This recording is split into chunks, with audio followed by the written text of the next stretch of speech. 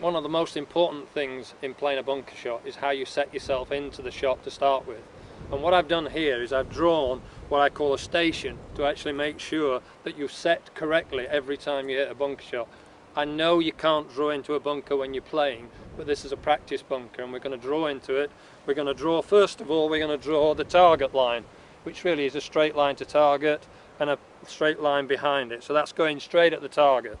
I then draw a right angle line here, and that's my ball position off my left heel. And what I like to do is not stand wide open. I like to stand with my left foot, which is about 60 degrees open, and my left knee pointing at my left toe. And that really gives me a perfect set for my position into the actual shot. And I like to lower myself into the shot. I see too many people stand up and just try and get the club to actually get the ball up. What you've got to do in bunkers is get down to actually stay down to get the ball up. So we're set. And now what I've got here is I've got the line of my toes, which is slightly left of my target line. It really is slightly left. And this line is parallel to it. So it's a slight swing across the line, but only slight. The one thing that most people miss out is the next line, which is at 90 degrees to my toe line. So it's a little bit behind where my ball position is. And this is really important in being able to use the bounce, which Roger's going to talk to you about in a little bit, correctly in a bunker. And if you don't use the bounce in a bunker, you're really going to struggle with your bunker shots. So we're set in, nice and low, and now I've got my hand position and my shaft over this line here, and I've opened the club face a little bit. What I haven't done is shove my hands forward to open the club face, because now the loft's aiming in the wrong direction. Here, set it in. Now the next most important thing is how you grip the club. And really this is a specialist shot, so we really need a specialist grip. Now the specialist grip is what I call a butterfly grip.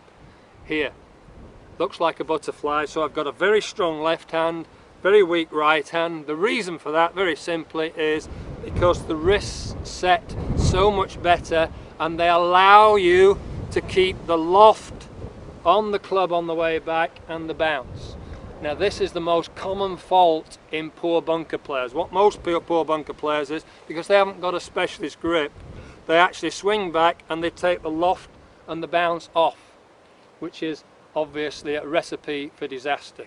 So then we've got the club in position here, we've got strong left, weak right, and now we've got the loft aiming correctly. So we go around, up, I've got the loft correct, I've got the bounce correct, and then from there I move down. I've set a box in the sand here, and all you've got to do to be a good bunker player is to actually take the box out. So you come down into position, leaving the loft and the bounce through position.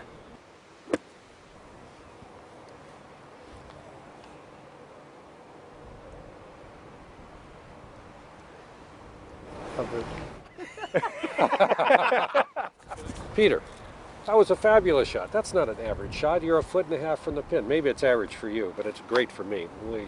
Average. Well, let's talk about how the wedge works in a bunker shot. It's the only shot in golf where you do not hit the golf ball. Think about that. You do not hit the golf ball. If you did, it would go way longer than you wanted. So you use the bounce in this shot exclusively, and as a matter of fact, the first contact point in the sand is the trailing edge of the sole. So Peter, if you could address the club.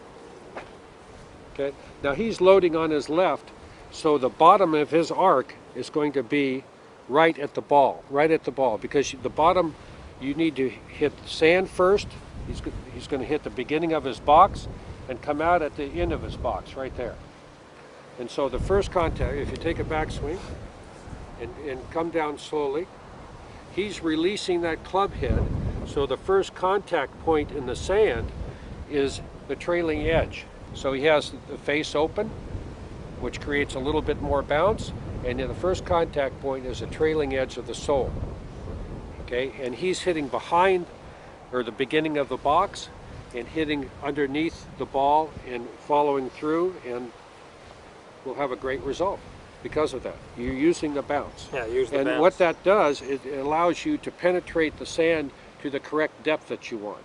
Okay, If you did not, if you hit it with the leading edge, you're probably going to have the shaft too far forward in the lean, which reduces loft. You want to have loft in this shot, and you're going to dig too much. This controls the penetration into the sand in the correct depth for a great shot. What I like to call it, Roger, is I like to call it where the club can ripple the sand like this, ripple it, so the sand is carried on a ripple, yeah? And of course if you dig, you can't do that. If you ripple the sand, you're going to be a good bunker player. If you dig the sand, you're going to struggle, really. That's a great demonstration. And that's, so from here, as we go through it, I'm going to try and ripple that box out. So from here, I get set in, nice and tight, strong on the left side, keep the loft and the bounce on, and from there, I just take the box out. Very nice again.